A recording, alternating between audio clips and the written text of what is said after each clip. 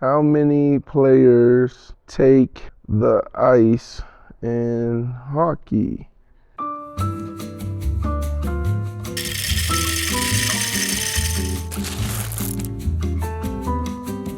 What's up, everyone? Welcome to episode number 3 of Sherwood Hockey's Unfiltered, a show where we pair world-class athletes with world-class coffee for conversations as tasty as the coffee we'll be tasting here today. We are switching it up completely. Today's guest is a bit of a curveball. Better yet, an audible. Today we have one of the most dynamic, dominant receivers in NFL history. A 6-time Pro Bowler, known for his physicality, his yaks, and his highlight reel intensity. Please welcome Brandon Marshall. That was good. Hey, That was really good. Thank you Did very you practice that? Did you write it? Did you chat GPT it? You know what, we talked about this earlier. Chat GPT for me, I use it seldomly. Like to look at like all your history and like the little findings, yes. Yeah. But the practice and getting used to that intro, yeah, I had to practice that one. You practiced it. Yeah. Man, I use chat GPT for that, like when I'm doing podcasting. And my intros, introducing my guests, that's everything. Yeah. How you start means a lot. So that was really good. I give you a 10. Okay, we're off to a good start. There we go. So people that are gonna be watching this are probably like, what the hell is a hockey brand doing interviewing a football player? Yeah. There are through lines here, folks. When you have both worlds under the athlete, under the sport umbrella, there's things that we can learn from each other. That's right. And I think when I knew that you were gonna be at this event we're at today, I had to grab you to go into this castle in front of our guy here and do an interview. Yeah, Mario Lemieux. Yeah, right. Did I say his name right? You did, nailed it. There you go. Nailed it. So Penguins, man. I'm a Penguin guy though, really. that's where I wanted to start anyways. Really? Set the baseline for your hockey knowledge. Like, do you have any connection to the sport of hockey at all? Well, I'm from Pittsburgh, Okay.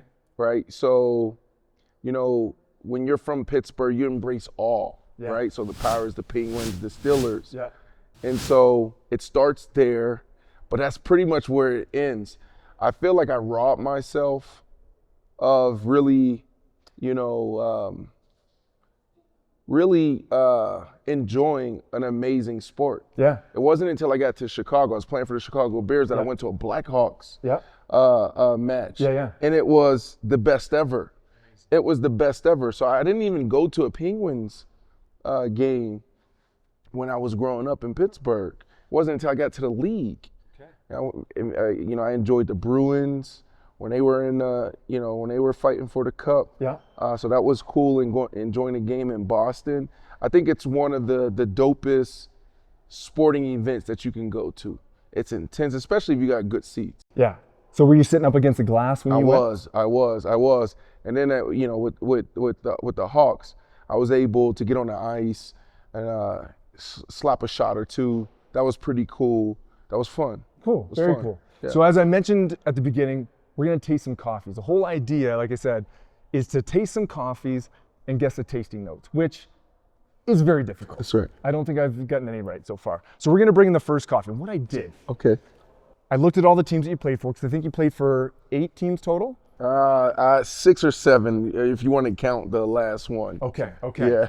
So I reached out to a bunch of roasters from the cities that you played in so that we could taste them. So we got Chicago covered, You get Chicago. we got Seattle covered, Seattle. and then the border got in the way. And a lot of coffee got held up at the border. So we switched it up. And Really? we got a local one from the mountains here. Okay. Cool, Okay, cool, so cool. the first one we're gonna bring in is from our friends at Metric from Chicago.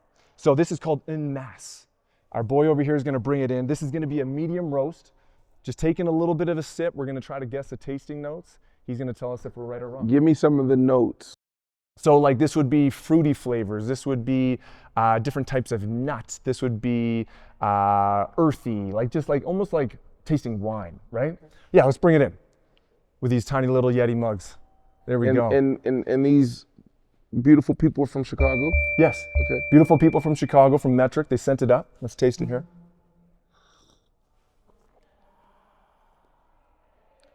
Wow. You like coffee, you said? I do like coffee, but it's obvious now that I need to learn more. You're talking about notes and Eye-opening experience here yeah. for you. Hold on. Hold on. One more. That's smooth. Smooth. You tasting anything there? Let's take a wild guess. Throw it out there. Like oat. Oat? Like a grain? Okay. I'm gonna just go apricot.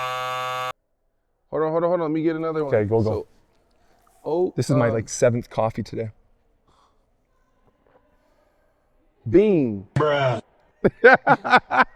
He's not wrong. He's not wrong. That's what I'm right. Okay, what do we got? What's in there? Cherry. Cherry, nougat, and wildflower honey. This is smooth. It's very smooth. Yeah. Thanks, Chicago. Thanks, Metric. Great job, Chicago. Mhm. Chicago's always doing a great job. Let's talk about Chicago. How was your time in Chicago? Because I believe you played a good chunk of your career, of course, with the Bears. Yeah.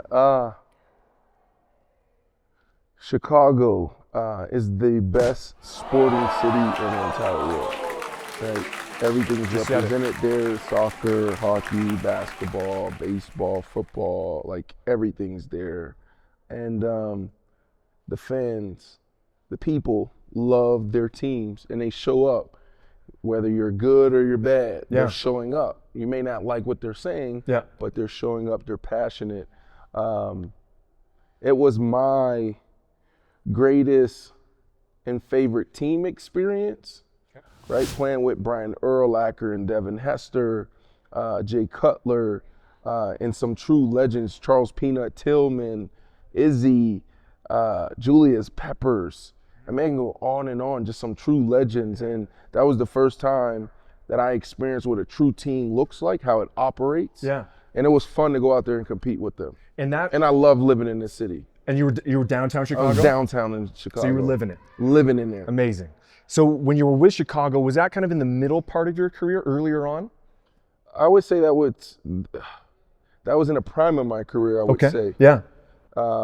And yes, it was, you can call it, the middle of my career. Okay. Yeah, the middle to end of my career, I Yeah. would say. 'Cause when you look at it, like true years, peak performance, true dominance. Yeah.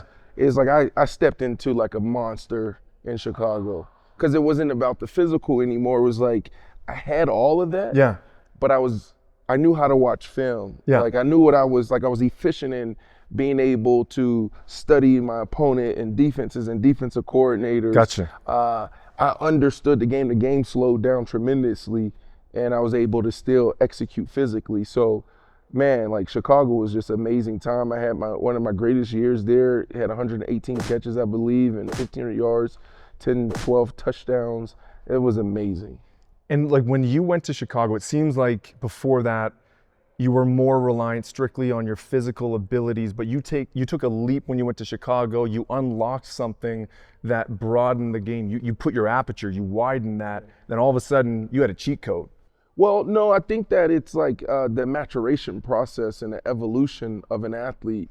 I truly believe if you make it to the big leagues in any sports, whether it's hockey, it's the NFL, it's the NBA, you have a different type of sport IQ. And so the IQ for me was always there.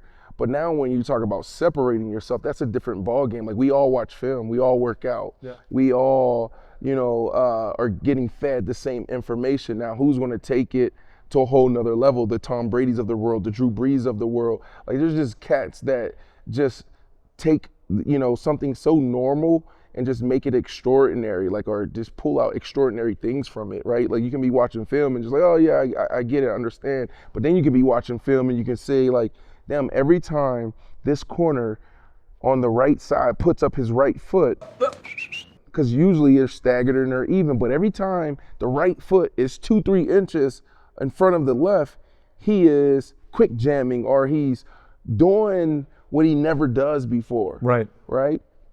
And then that's when you're able to build your game plan off of that. And that's when the game just gets really fun. Yeah. Because you're not wasting movement, you're not wasting time, you just go. How much of that is learned in the game versus learned on film or study? Both, Yeah. both. Like there's things like what makes you, special as an athlete. You have this God-given ability and it's natural in a lot of ways. And then there's a lot of failure, man. And the failure is so cool because you go out there and it's like, I'm feeling this pressure. Every time I release to my left against this particular look, I'm not having success. So you start like tweaking things and you start like walking around the house and you're in your boxers and you're like, all right, I'm gonna go here, boom, I'm gonna do this. And you're getting these reps all day, all night. And then that makes you special there, right? But then when you start watching film and you start understanding, so the film, what happens, like so the physical part is more about you. Yeah. Film is about them. Got it. Okay, so when I'm watching film, now I'm studying them, the cornerback, the defensive coordinator. That's what's special about that. That's like some true like nerdy, geeky stuff where you're sitting there and like you know what they're going to do before they even do it. Yeah. It's like, just off of body language. And did you dive into film when you got to the pros? Did you dive into it more when you started in college? Like, I assume as a young athlete, film wasn't really part of the world. It was just go out and play ball. But when you got into the college ranks, the university ranks, and then into the pros, it became a big part of your job. I wouldn't even say dive into, because like we always dove into film. In high school, we're watching film, but do you know what you're watching? And you're just consuming what the coaches are feeding you, what the team is feeding you. I think the better way of saying is like fall in love with it. I fell in love with film when I was probably in Chicago. No, I would say Miami before then. I was watching film, but I didn't have my flow down.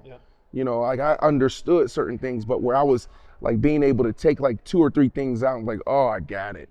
Like I was able to watch Darrelle Revis when I was with the Dolphins, and I was like, all right, well, we play the Jets twice a year. He's the best corner in the league. The first game, I'm going to give him this, and I'm going to lose. So I'm going to run across the field, and I'm going to do this dramatic release that he's gonna feel it, he's gonna see it, he's gonna remember it. So I'm gonna give him this. The first game, he's gonna be all over it, 50-50 chance that we'll catch it, not catch it, whatever, we'll see. But I'm really doing this for the second time around, the second game when we played him. So I give him this dramatic move. He's gonna remember this, and he's gonna just like, oh, I seen this before, I got it. And then I'm gonna turn back around, and I'm gonna have this 20-yard game. You're playing chess out there. You're playing chess, you have to. And that's, I assume, for every sport, whether it's football, basketball, hockey, when you're at that level, every single detail matters. Oh my goodness, absolutely. It's everything. I mean, you'll get marked down in the NFL, American football. You see these yard marks, 10 yard, 10 to 20 to 30 to 40, right? So if we have a circus route, and on paper the coach may say we need to be +2, 2 yards outside the numbers. If you're 1 or if you're right on the numbers, that's a negative play for you, right? So you have to be detailed because it all matters. We say football is a game of inches. Same thing in hockey, same thing in basketball. All these sports, it's like this is the difference between winning or losing. Mm-hmm. And going back to your connection to hockey, you said that you watched some games when you were in Chicago, so you watched the Blackhawks. We actually have a stud player, Sherwood athlete in Chicago, a little smaller than you, but he's known for a specific element of his game. His shot is one of the most unique shots ever seen in the sport of hockey.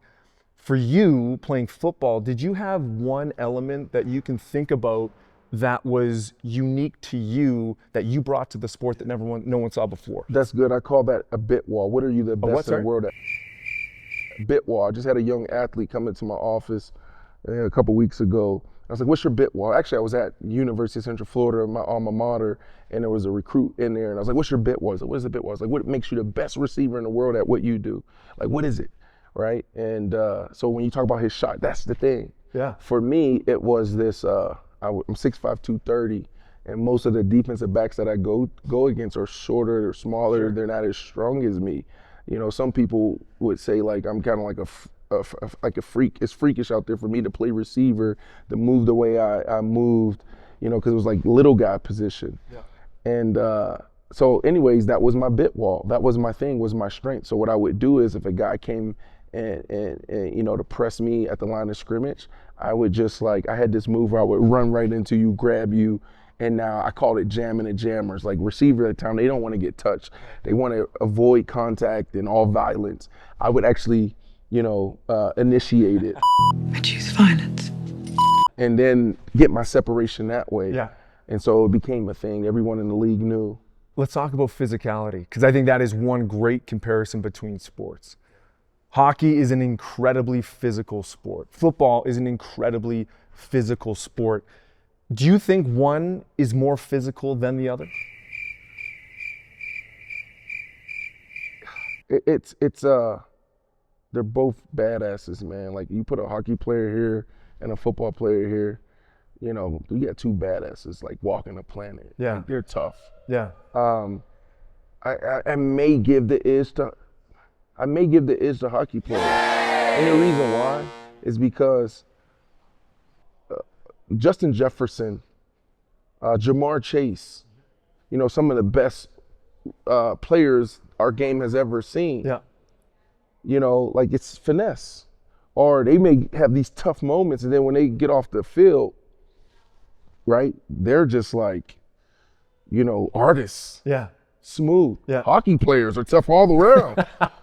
like hockey players to me, they're like MMA fighters. They should be in the UFC. Not because they fight, but because their mindset, their mentality. You walk into a bar, you see a hockey player, like, man, I don't want any problems with that guy. Do you think if football allowed fighting, would it be even remotely the same sport? Because in football, you get hit, you get cracked back, whatever happens to you on the field, you may get pissed off, you may get upset, but you can't truly let that anger out by fighting someone. Yeah, you have to be controlled. controlled. It's controlled violence. Right. Yeah. So if you had, do you think hockey's the only sport in the world that can still allow that element to be part of that game? Yes, it's one of, it's like it's the DNA it's part of the DNA of hockey. Like that's hockey. Yeah. Let hockey do hockey. Let's do that hockey. I love football where it's at. I don't love that, like the fines that will come if you, because it's so violent. Yeah. And it's inevitable for guys to get into it. So I Yep. don't like how we discipline it, but I do love the structure around it, because you want to keep the main thing. Hockey, it's so competitive, right? Like, in America, there's football's king, then there's basketball, then you have like baseball and hockey there. And so like when I go to a game, when I go to the Hawks, I want to see it. I want to see the physicality, because that's the differentiator, right? And so I love that that's still a part of hockey. I know years ago people were talking about, why are we letting this happen? Why do we continue? It's the only sport we let this happen. Yes, let it go. Yeah. Let it be. That's hockey. Yeah. That's exactly what it is. Do you think it would be easier for a hockey player to play football or a football player to go play hockey? Man, I think both are tough. It's like when I see like hockey players walk, hockey players, out of their skates.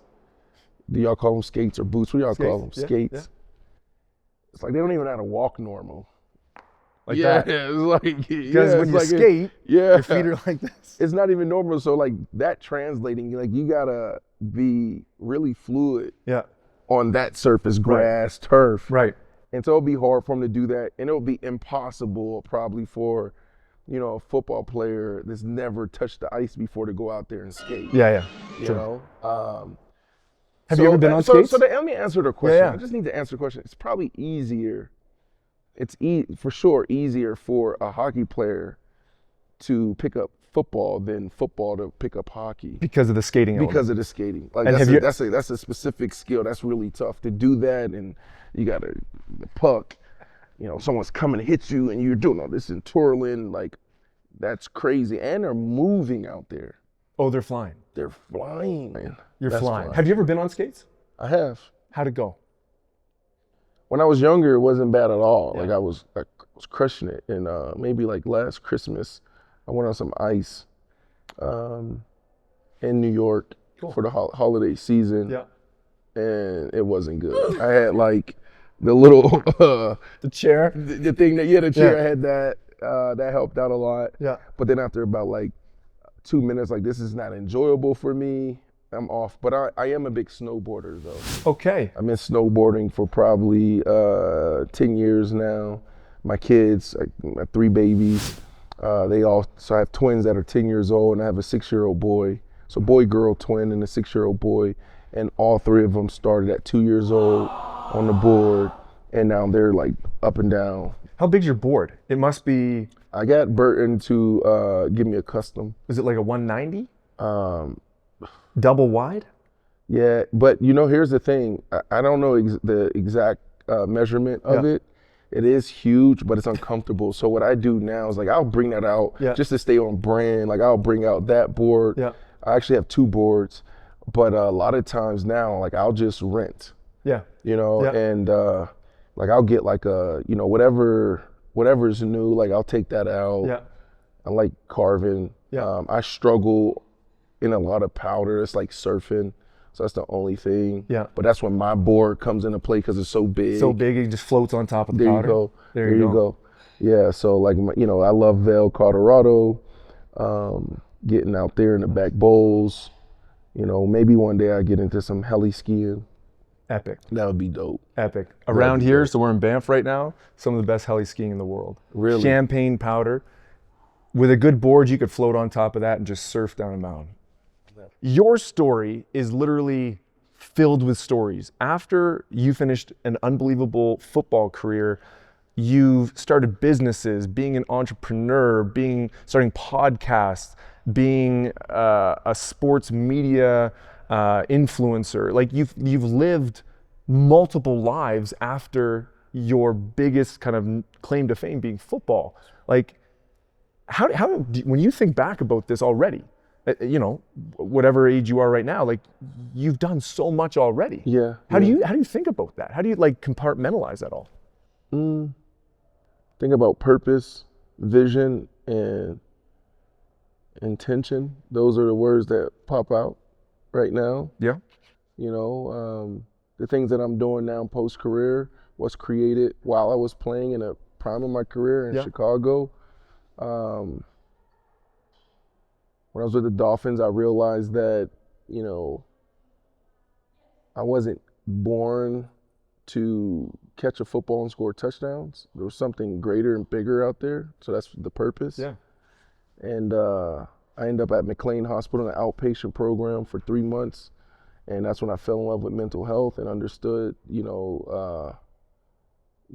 that's where, my purpose lied. And while I was created was to help bridge the gap there.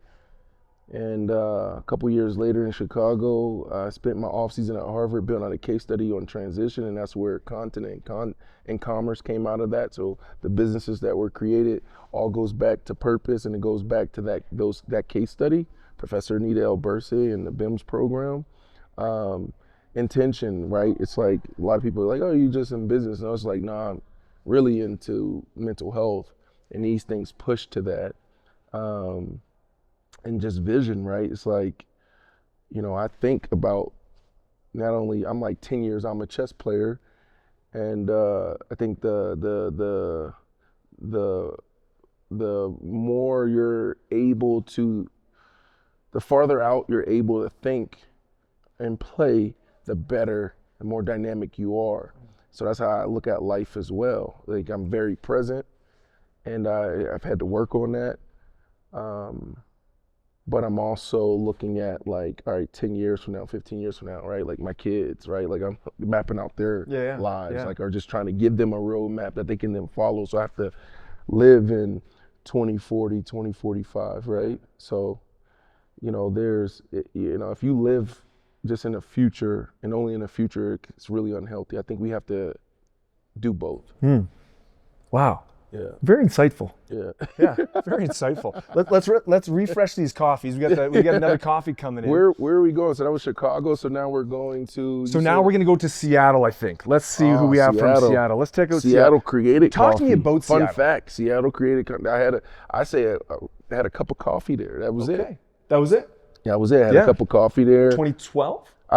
Yeah. So listen, like Russell Wilson, dream quarterback to play with. It was a dream team to play with. The biggest takeaway there, because now we're in business, it's Pete Carroll, like what I learned from Pete Carroll. Right. Like, seeing him lead every single day, how he showed up, Right. his operation, Yeah. really helped me with my leadership and like what I wanted to be in business Yeah. post football. Yeah. So Pete Carroll and Bill Belichick, like I try to be a mixture of both of those Okay. guys. Well, the Bill Belichick in New England Yeah. before he started. Like I don't know what's going on with Bill Belichick right now. We're probably not going to talk about him today. Yeah. So you played under Pete Carroll. You've played with some of the most legendary quarterbacks. I think you played with Manning, Wilson, Cutler. Like Yeah. you've had a good run with quarterbacks. No, so those are great quarterbacks. You know, I would say no because I had 17, 18 quarterbacks throw me the ball. And so that makes it really tough on a receiver to produce and sustain. Yeah. And that's a big conversation when, you know, for some of the novice that may talk about the receiver position or football and my place in it, they're like, well, he had 17, 18 quarterbacks throwing the ball and he was still able to produce at that level. You know, I mean, it would have been ideal, it would have been beautiful if I could have just played with just one of those guys my entire career. Yeah. Right? And ideally it would have been Jay Cutler. Like Jay Cutler, like we got drafted the same year, we had a great relationship coming in, and we just saw the game the same way. And if I was able to play all 13 years with him, that would have been dynamic. So, cool fact, you know, the first 4 years, Denver Broncos were in Denver. We had our Denver coffee. Was that Denver? No, that was Before it was Chicago. Oh, now we're in Seattle. Next time you're on the show, we'll bring in Denver. Okay. Next we're so going to the Seattle. first 4 years we were in Denver together. Then I went to the Dolphins for 2 years.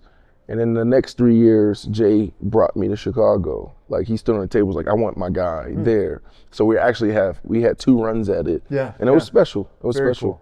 Let's bring in that coffee. And on that note, I mean, Seattle. Seattle. Here we go. So this Sleepless is it Sleepless in Seattle? Sleepless in Seattle? Well, isn't that like think so. that's Yeah, like it's a movie. that's a movie around coffee, right? Is that Something we're like checking, fact checking? Sleepless in Chicago, Okay. Seattle. Anyway, here we go. This is There you go. Kuma Coffee. This is these guys here. Okay, this is Kuma. called Gachach. Yeah, you said it right. You said it right. Yeah, that. Yeah. All right, here we go.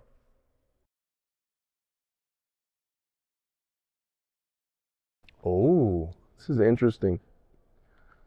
You're going to turn me into a coffee snob, bro. Like, this is a good experience when you actually sit down and you're mindful of like, okay, what am I experiencing? What am I tasting? Totally, yeah. I think a lot of times we sit down with our coffee and we just want the benefits of it. Like, I just want the energy, or I just want. and that's why I think the difference between coffee and wine, like when people go out to drink wine, they are mindfully drinking wine That's because right. it's slowing down, you're having conversations. But to your point, coffee is like, I'm getting up, I'm getting the kids ready, I'm That's putting the right. coffee in my cup and I'm off to go. But you actually sit down, you actually start tasting this stuff. I think you could be a coffee aficionado, my friend. Yeah, I know. And I think, too, like, I had one summer where I really enjoyed coffee the right way. I was traveling Europe, and I was just like, just give it to me black. Yeah. I think we ruin it with all of these sweeteners, creams, etc. Right? Like, So this is the right way. yeah, this is a great experience for me, and it's taking me back to that, you know, that season I had in Europe, and I was just like, just black. Yeah. It's Did like you go in there asking for a large and they look at you like, what are you doing? Because they serve coffee like this. They serve it in No. little tiny- I just, whatever. I just said, give me that. Give me that. Give me the good stuff. Give me that. Okay, here we go. Americano. This is, I'm already an expert. Earthy? Not quite. Not quite. So we're close on earthy? No. No, bro, this Misleading. is, There has to be a fruit in there.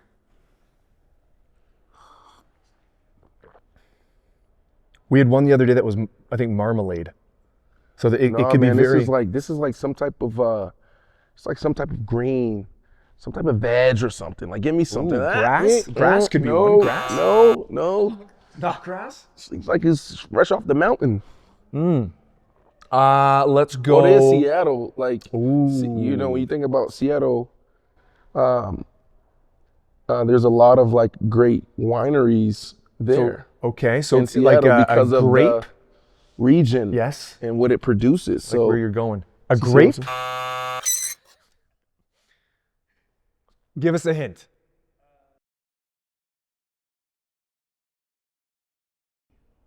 What you eat with crumpets. Biscuits. Cheese. Do you have cheese with it? like crucial. Biscoff. Like, Honey butter. so, okay, give it to us again. Biscoff, honey butter. Honey butter. Hold on, that's not. And you were on the right track with the fruit with a red Hold on, Biscoff. Is like So they Biscoff like- like a biscotti? Yeah. What is that though? Like they just like smash it up and threw it in there. It's a great question. That's not. That's I don't think not, that's anyone not here fair. knows. That's not. I'm thinking about just like organic and natural. Like it's good, but great job for the business and the brand. But I'm talking more so for the game. Like you guys have me guessing, and I could be throwing anything out there. Because like even You gotta when explain the rules better. when you hear those tasting notes, can you pick up on any of that in here? Absolutely not. Absolutely not. Absolutely not. Like I almost more do not taste those things now that I know that they're there. Fun fact. I invested in a coffee business that had really? an exit. Really? Yep, Limitless Coffee out of Chicago. Huh. And the guy, Matt Mastros, was a phenomenal entrepreneur, brilliant mind there in business, a serial entrepreneur. Okay. Thank you. And he told me about the coffee business and like the margins on it. And then he said, I got another angle. And he started talking about how they're processed or, farmed. And he wanted to make them clean, and et cetera. And I was like, oh, sold. Yeah. But then the initial idea wasn't the thing that actually went. Yeah. One day the business wasn't doing great. So the business was in a tough spot. And he just like he was making some coffee or something. And then it was like some foam. Some foam was on his drink. And he just took the foam out and just started putting it in water. And he created this caffeinated water. Really? Yeah, and it ended up selling in Dr. Pepper's called Limitless Coffee. Oh wow, okay. So, I invested there to actually learn more about it. Never learned anything about it. Yeah. It wasn't a huge investment for me, but it won. So Cool. I wish I would have spent more time learning. Yeah, well it seems like coffee is a common passion for a lot of athletes. Yeah. Because I mean, when you're an athlete, I assume it's water, it's coffee, and if you're really strict, that's really about it. Yeah. So like a Jimmy Butler as an example, like huge into coffee. And they Big face. Yeah, that's right. Yep. They got to come to Canada, by the way. I think they're only in the U.S. I think LA He only has like 2. He's like very, very patient, very strategic. Like he's actually doing it the right way. Yeah. Like I scaled too fast and I hurt myself in some areas. He's like very patient with his brand, and I love it. It's a good lesson right there. There we go. You talked about mental health beforehand. You're a big advocate of talking about mental health. And I mean, mental health in sport in general, it's talked about all the time because let's face it, there's a stigma about mental health in every single sport, and probably every sport, whether it's hockey, whether it's football, maybe at different levels. What do you think sports need to do in general to kind of break that mold of mental health and talking about that? We already did. That was my generation. That was the work that, we were able to start with a bunch of other athletes and artists and entertainers. I think now it's on to the next thing. And so what is the next thing for me? The collegiate level, the professional level. Like I want to see wellness facilities. Yeah. I want to see us integrate those things in a more meaningful way. Like not like, oh, we have this, but it's like, no, this is a part of our lifestyle. It's a part of our process. What does that look like? Or if you walk into, let's say, where are we at now? We're in Seattle. Yeah. So if you walk into the Seattle Seahawks facility, you have the strength and conditioning coach here, and you have, all of that stuff, turf and everything that we do physically right here. Yeah. Right. And then Mike Gervais, who is actually like the head of psychology and sports performance. We was the head of the Seattle Seahawks that vertical when I was there for a very long time. He's actually here now. So he's speaking tomorrow. But like Mike's office would be, on the second floor in some corner somewhere. Right. I believe it should be next to So he's each just kind of other. out of sight, out of mind. You're thinking that Correct. that guy 'Cause needs it's to be at the private, very see, beginning. and it's yeah. like, or the stigma back in the day is like, I don't want anybody to see me going into this office. And I believe his office should be next to the strength and conditioning coach's office. I believe that, we should build these places like wellness spas. You go in and it's about performance. Like, what do I need? I need to get my ankles taped. I just had a acute injury. Now I need some ice and stim. And it's like, no, what about the soothing side of recovery, right? Maybe it's like a little lazy river. Like that's something our school has been looking at, UCF, for a long time, just for our athletes, just going out there and float in water. Yeah. Right. And so even like how we built out our wet rooms, our hot tubs and cold tubs, it's like very like medical and like Right. strong. It's like what does the lights look like, and what are we listening to when we're in there? Yeah. So I think that's what's next for us there. And of course, the conversation always helps too. So Yeah. you can never beat a great conversation, and that's breaking down still some of the stigma that exists, and that's getting more people comfortable to open up. But like, we know, leagues know, players know that mental health is real now. Now every organization isn't created equal. There's still some organizations or coaches that don't believe in that, still hardcore and old school. You will not laugh. You will not cry. You will learn by the numbers. I will teach you. And so you still have to navigate through that, but we know, Right. right? And forget the sports and forget the leagues, players. We need to invest in ourselves. We don't need to wait on the team or organizations. We can do that. Do they have services and resources? Absolutely, but we should also take on that ownership as well. And you started your own business that focused directly on that notion, correct? Correct. Yeah. Yes. So that business, like when you were coming up through football, you were dealing with your own stuff that then made you want to reach out and help and create foundation and change the old guard method of thinking about mental health to help these athletes out and say there's actually a different way to go about this. Yeah. Well, I never, the vision was never to just help athletes. Like we walked the halls of Congress and, testified in front of the U.S. Senate on reallocating, billions of dollars to mental health initiatives and certain things, sat on the mental health task force in DC, so for me, mental health touches all. And it was, let's not put ourselves in a box. Let's start a conversation and potentially put together resources that can help people everywhere, not just in the U.S., but globally. Even like things that we did with the Forbes Health Summit and, the Vatican. There's some amazing things that we were able to contribute to and collaborate with to help all people. And I think that, athletes, we're like, man, we have this huge platform and we're these huge marketing assets. So I think it would be ignorant of me not to leverage the platform to talk about mental health. Yeah. But it was never about sports and athletes. It was Okay. always about just humanity. Just in general. That's right. Very cool. We're gonna bring in our final coffee, if you don't mind. This one, There like we I go. said, is the local. Let's so do this it. is from Canmore, Alberta. This is called Eclipse, and this one is their vintage blend. Okay, so it's local. This is local. Okay. This has been roasted recently, and after we taste this, we're gonna get you to attempt to tape a hockey stick. There we go. Okay? Here we go. I was gonna say, there must be a way to drink this properly. Swish it around a bit. I like what you're doing there.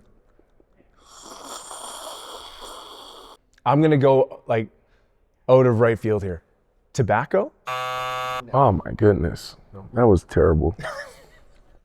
I've been wrong with everything else. I had to just shoot for the moon there. I'm gonna get this one right.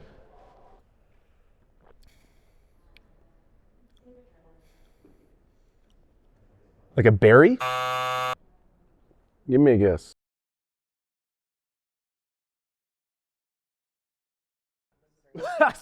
Sorry. This is crazy. This is crazy. What podcast? What is this? A feeling?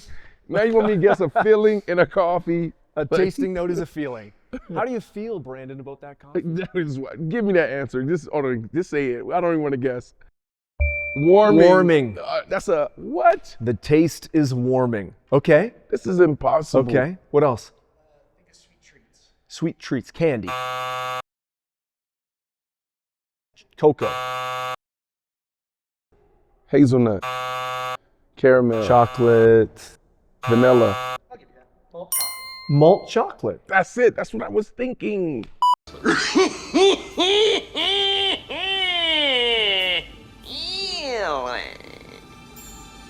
Hey. Didn't hit me. Was there one more? Like What is it? Almonds. So we got malt chocolate, almonds, Jeez. and warming.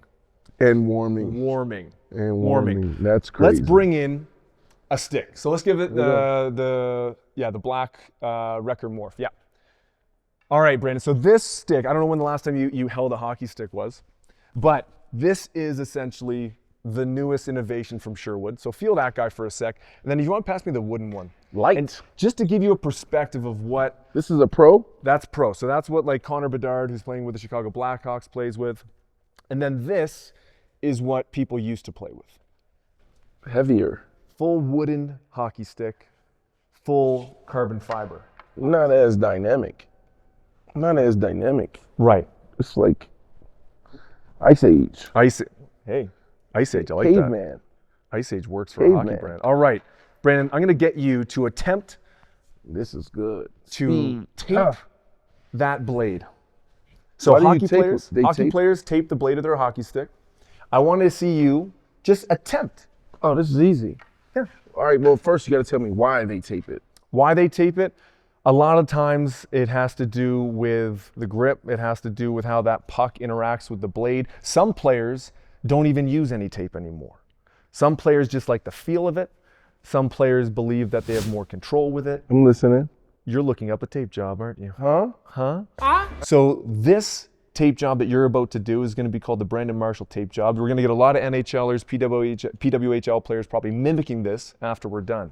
But the idea is to put the tape on the blade as you see fit. Okay. Okay?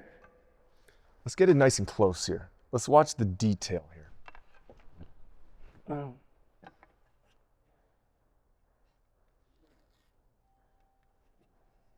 Now walk me through what you're doing here. Like, where is this inspiration coming from? So I know where I'm going to end. Okay. So the flow, I have to start here at the tip. All right. Ooh, I'll start over. Because this edge right here is one of the most important parts of the stick. Okay. So I have to make sure this is right. Buttery smooth. Buttery smooth. Am I?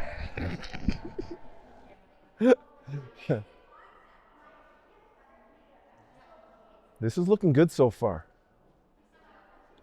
So some players, just let you know, some players will tape heel to toe. So the heel is on that far side. I'm not And doing then- that. No, oh no, you're doing toe to heel, which is okay too. Some players like to do Oh, that some as well. people- Some people go the other way. Honestly, it's a bit of But a 50-50 nowadays. And watch how I'm doing this too. Okay. You see how I just, Well, that's a big gap. you got to understand the purpose. Okay. And then There's a also, reason. There's a reason behind it. It's like taping an ankle, right? I'm sure that has been done to you many times. Method to my madness. Okay. Okay. And okay. It's getting nice and tight in there, though. I will say. Oh, okay. Yeah, see, I'm not going. No, I like this. Unorthodox tape job from the It's not unorthodox. from an NFL player. I don't This is good. understand why you're saying it's unorthodox. No, it's unique. It's not, though. Like, you think, give me the 3 greatest hockey players ever. Oh, debatable. Probably all Sherwood athletes. Well, everyone will say Gretzky is the greatest. Okay. And then you're going to Wayne. get Mr. a lot of folks saying different people for number 2. I'm just going to throw So out. who do you have? I'll put Ovechkin? Ovechkin? He's number Nice. 2 or 3. Well, he just scored the most amount of goals in the history of the NHL, so he must be up there. You can don't put- have him top 3? Like, this You is can not put that Crosby hard. up there. You can put Bobby Orr up Crosby? there. I like It's Crosby, Ovechkin, and Wayne Gretzky. Come on, bro. That's my There's a top 3. list. What's your top 3?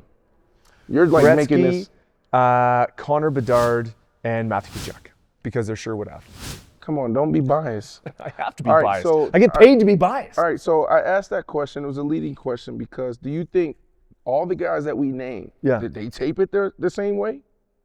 Do you think their tape job all was the same, their style? No, it was not. So don't tell You are me. right. You are correct in saying that. Look at this. That's a masterpiece. We're gonna have to get the Hockey Hall of Fame on the phone because we're sending them a stick. All right, so Hold that up. Let's see that. Let's see that. Let me bad tell boy. you the inspiration. I could have probably gotten another inch out of this thing. Okay. right? And show the back. I like the back. You like got the back? some nice, deliberate wrinkles in the back. There. And the back really doesn't matter. Well, it does matter because there's time. You gotta hit both sides, but this is what I really care about. Right Okay, here. that's right. My That's slap right. shot. My slap shot. And you did a bit of an over cross. You did the whole deal there. All right, and so my inspiration was here. Let me show you my inspiration. I did a quick Google search, Okay.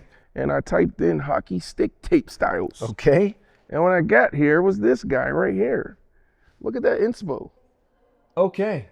Look at that Okay. You inspo know what? right here. You executed fairly accurately on that inspo. I There would you say. go. Let's see, who is this? This I nobody. don't know who that is. Ah, but look at all these others. There's plenty.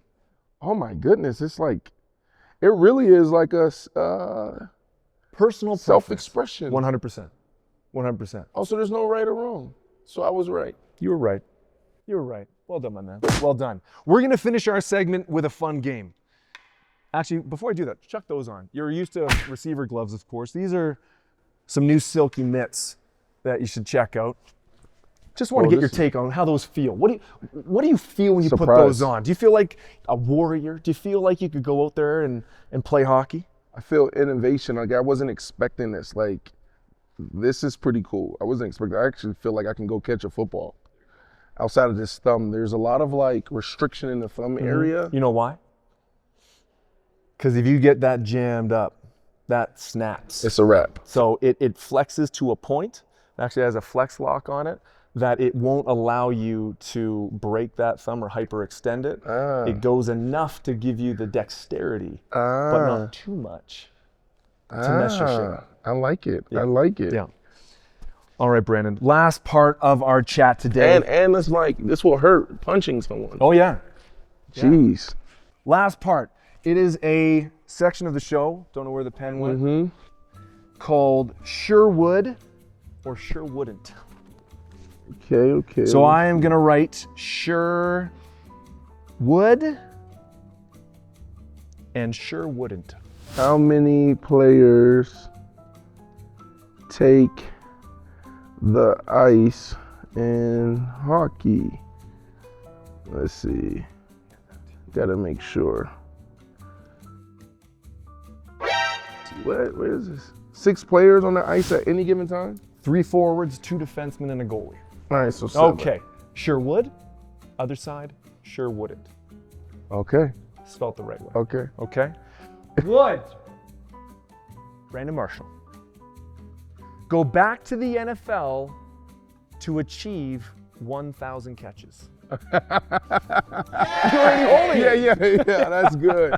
Yo, if there was an opportunity, that's the only thing that like keeps me up at night when it comes to my professional football career. Yes. We talked earlier about vision, right? And one of my visions was like, yo, 1,000 catches. And you end just like 30, what am I, 971 or something like that? You're 980? pretty damn close. That literally is just a handful of games. Yeah. That's a handful of games. You look still like in physical shape to go play. Sure would. Sure would. See that? That's Any team easy. that is looking for a dynamic receiver that will mess up your corners, he's ready. Sure would. He's ready. He's ready. Would Brandon Marshall say that Manning is the best QB you ever played with? Sure wouldn't. Who's number one? I think you already said his name. Russell Wilson. Wilson. Most Cutler's your winningest. boy. Cutler's my but boy. Wilson is the number one quarterback. Listen, I think Jay Cutler was the most dynamic in arm talent, leadership. I would say that our preparation and accountability, consistency is Eli Manning, and then best just all around is Russell Wilson. Okay. I mean, he's the most winningest quarterback through 10 years. You look at just his stats, he's up there with the greats. He's just he's a GOAT. He's a So dog. if Russ is looking for a receiver to come in, Well, Russ right now, he's not playing right now, so it'd be tough. We'll both be sitting on the bench right now. It'd be tough for just hang on me the and my bench. dog. Yeah. Okay. Would you ever consider eating a whole pack of Oreos if you're just on your own and those Oreos were just sitting there? Would you ever just take them all down? I do that all the time. Do you? Well, at least once a year. Once a year. Sure would, eating a pack of Oreos. Is it Sure would. Is it Oreos or just like cookies, treats? Like what's your guilty pleasure there? I have a sweet tooth. Okay. I love, what's my guilty pleasure right now when it comes to my sweet tooth? Love ice cream. I would just go a big ice cream Okay. fan, dulce de leche. Okay. Yeah. All right. Would you play one full-length NHL game in exchange for one Bitcoin? Yeah, So you do it. yeah. I mean, I'm tough enough to take a hit. Yeah. I'll sit there. I can even play goalie. No, I can't play goalie. Like, those guys are flexible. They're like ballerinas out Are there. you flexible? Like Not as an that athlete, I flexible. assume No, you were a I'll lot hurt my more hips. flexible. No. No. I'll just put me out there, defender. Be one of the three in the back. Would you try to drop the gloves? Nah, I'm soft now. I'm soft. I'll be like, hit me. Would you rather walk 10 blocks or choose to take an Uber? So I guess the question, let me rephrase, 'cause that's not a sure would or sure wouldn't. You would walk 10 blocks versus calling an Uber. You're hopping in. I'm hopping in. You're hopping in. I'm hopping in. Yeah, don't want to get those extra steps. Nah, I do that in the weight room. Would you wear a hockey jersey for fashion? I've already done this on my Instagram page. Look Pull him it up up. for you guys. Look him up. Look him up. So sure would. Sure would. What team was it? Come on, man, the Hawks. The Hawks. Hold on. Love for Let me the show you the Hawks. picture. Yeah, let's see it. Let's go here. Would you one-hand a catch when you've already beaten the corner? Wide open, downfield. No, you're going two hands for insurance. Eh? I always looked at like a catch was like, I looked at a catch as like, when I saw the ball, I saw dollar signs. So like a catch, single catch for me was like $1,000, $10,000. Yeah. Okay. A touchdown, I saw $1 million. Wow. Right? So like if you're averaging 10 touchdowns a year, $10, $20 million a year. Wow. So that's how I looked at it. So I'm not playing around with that. And even if I get close to the end zone, I'm going to score. I got to score. That touchdown is so valuable. So when you see guys now that I think probably can get two hands on a ball, but they're going up with one, you're like, what are you doing? No, I think that like I understand the art of it and the position. I don't even know how to explain it, like the position of it. Like there's coaches sometimes like, put two hands out there. It's like, you don't even know, like this hand was going back and the ball was right at the catch point. So I couldn't do that. Like I would have been off balance. I had to throw out one. Right. Or it was an inch too far for two hands. Right. But if I just extend that way, see, you see how I get more range if I'm like, so if I'm here, I'm here. Yeah. Now, if I go here, look at that. Yeah. Right? Yeah. And you say you don't have any flexibility. I just saw that. Yeah. I just saw that. That was Dude, nice. That was good mobility right there. So no.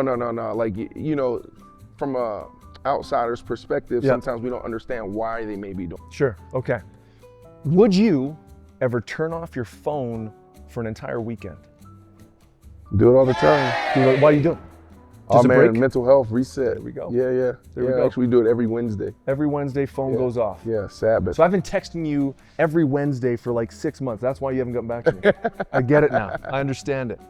I understand. Okay. All right. Would you ever move to Canada? Okay. Okay. I like Toronto, and I also like this side of Canada as well. Yeah. Like land in the mountains, on some water. I can dig it. Okay. All right. All right. Would you win a one-on-one celebrity basketball game against Drake? Yeah. Are you going in the post? He actually trains. He actually has a game. He has Yeah. a game, but like, no, it's too easy for me. You're putting him in the post, or are you taking him outside? Everything, defense, shooting, driving, Whole doing it deal. all. Yeah. Whole deal. Okay. Would you ever become an NFL coach? Sure wouldn't. What? Yeah, no, that's not my thing. That's too not much it. time. No, I got Too much time. I love building companies. Okay. Yeah. All right. Would you prefer a slant route or a fade route? Man, I'm gonna say I'm going to pick the.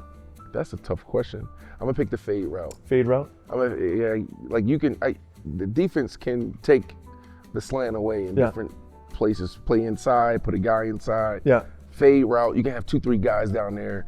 The jump ball. Yeah. Doesn't matter. It's unguardable. Okay. It's All right. unguardable.